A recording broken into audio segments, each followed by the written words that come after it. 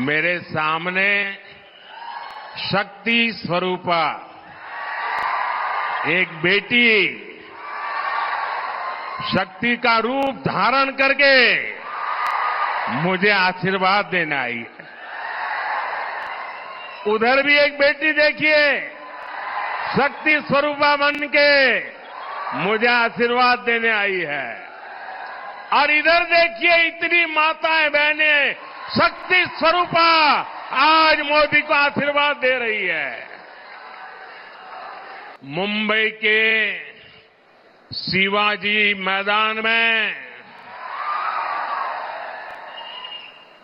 जो छत्रपति शिवाजी महाराज कहते थे, जब एक औरत को उठा करके लाए तो उन्होंने कहा, काश अगर तुम मेरी मां होती तो मैं भी तेरे जैसा सुंदर होता। ऐसा शिवाजी पार्क जहां से इंडी अलायंस ने अपनी घोषणा पत्र जाहिर किया और उन्होंने कहा है कि उनकी लड़ाई शक्ति के खिलाफ है। मेरे लिए हर मां शक्ति का रूप है, हर बेटी शक्ति का रूप है। और मेरी माताओं बहनों की तरफ से, माताओं बहनों, आपको मैं शक्ति के रूप में पूजा करता हूं। मैं भारत मां का पुजारी हूं। मैं आप शक्ति स्वरूपा सब माता बहन बेटियों का भी पुजारी हूं। और जिन्होंने कल शिवाजी पार्क में इंडी अलायंस ने अपना घोषणा पत्र शक्ति को खत्म करने के लिए किया है, मैं इस चुनौती को स्वीकार करता हूं और मैं इन शक्ति स्वरूपा माताओं बहनों की रक्षा के लिए जान की बाजी लगा दूंगा, जीवन खपा दूंगा। क्या भारत की धरती पर कोई शक्ति के विनाश की बात कर सकता है क्या? क्या शक्ति का विनाश हमें मंजूर है? हम सब शक्ति की आराधना करते हैं कि नहीं करते हैं? पूरा हिंदुस्तान शक्ति की आराधना करता है कि नहीं करता है? अरे हमने तो चंद्रयान की सफलता को भी किसको समर्पित किया?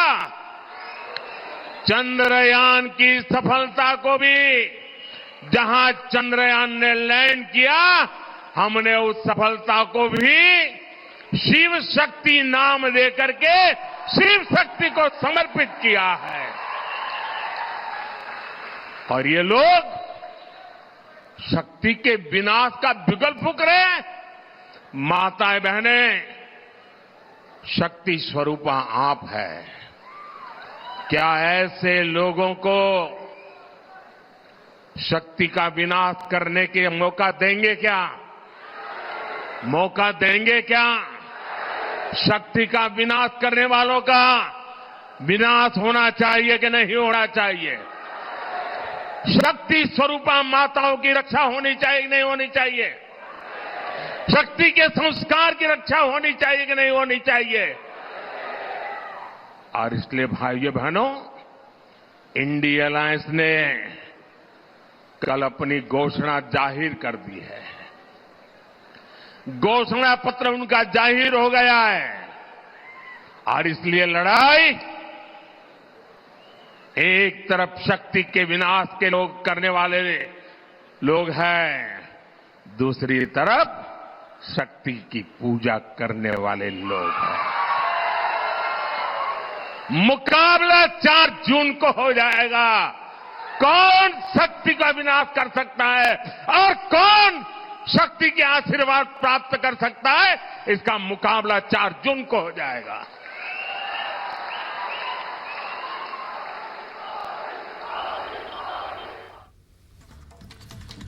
और इस समय हनुमानगढ़ी के महंत राजूदास हमारे साथ जुड़ गए। राजूदास जी, प्रधानमंत्री को आपने सुना, जो विपक्ष शक्ति का विरोध करने की बात कर रहा था, शक्ति के खिलाफ लड़ने की बात कर रहा था, उसी को जवाब दिया प्रधानमंत्री ने।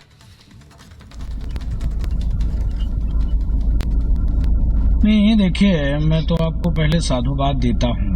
विगत मैं देख रहा था लगातार, आप समझ सकते हो कि राहुल गांधी जी शिवाजी पार्क में उद्धव ठाकरे के सामने स्पष्ट कर दिया कि कांग्रेस एक तरह से हिंदुत्व से लड़ रही है। आप कितनी दुर्भाग्य की बात है, जो कांग्रेस ये कहता हो कि हम सर्वधर्म सद्भाव की बात करते हैं, हम किसी भी मतलब धर्मवाद में नहीं रहते हैं, हम सभी धर्मों का सम्मान करते हैं, उसका ये नेता ये कहे कि हम हिंदुत्व से लड़े, हिंदुत्ववादी से लड़े, ये कैसे होगा।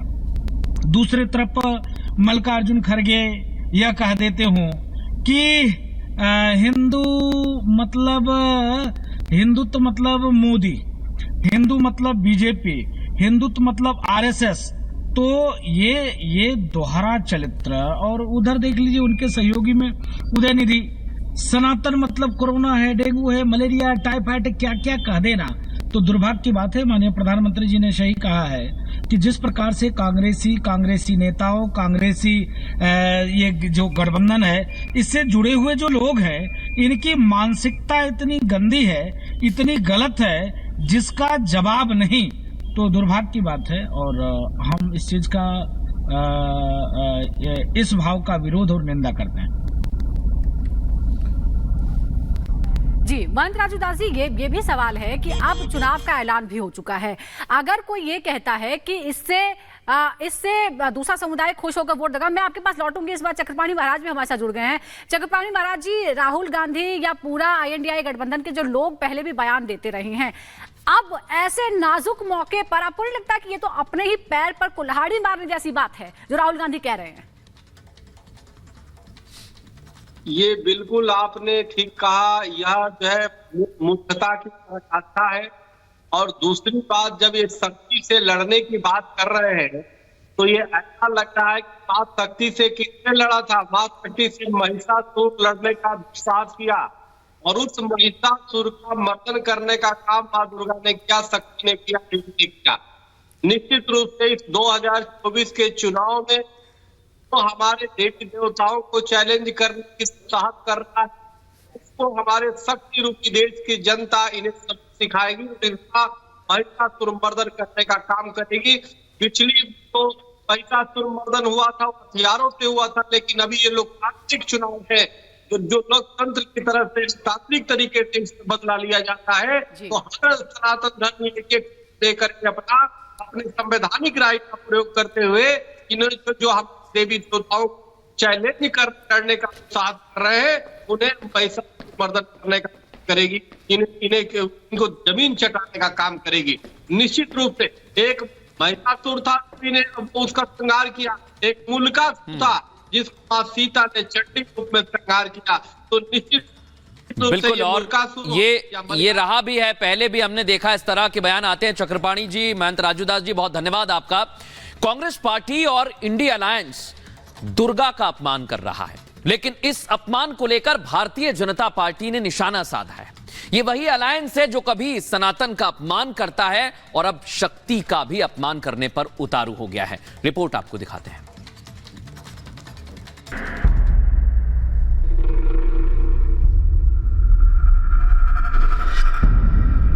हिंदू धर्म में शक्ति शब्द होता है, हम शक्ति से लड़ रहे हैं। पूरा देश राममय हो चुका है, पूरे देश में सनातन की लहर चल रही है। हर गली मोहल्ले चौक चौराहों पर सनातन का उद्घोष हो रहा है। लेकिन INDI गठबंधन के नेता विशेष समुदाय का वोट हासिल करने के लिए सनातन का अपमान करने में लगे हैं। बीजेपी का कहना है कि लोकसभा चुनाव का आगाज हो चुका है और वोट बैंक के लिए इंडी गठबंधन किसी भी हद तक जा सकता है। बीजेपी ने आरोप लगाया है कि राहुल गांधी ने हिंदू धर्म के देवी देवताओं का अपमान किया है। हिंदू धर्म में शक्ति शब्द होता है, हम शक्ति से लड़ रहे हैं, एक शक्ति से लड़ रहे हैं।